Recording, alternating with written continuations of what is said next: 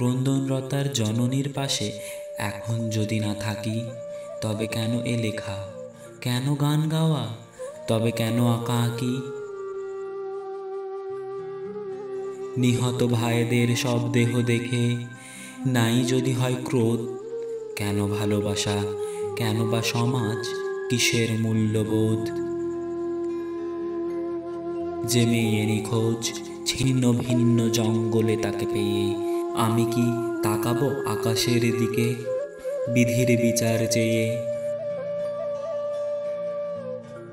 আমি তা পাই না, যা পারি কেবল সেই কবিতায় জাগে আমার বিবেক, আমার বারুদ বিস্ফোরণের আগে।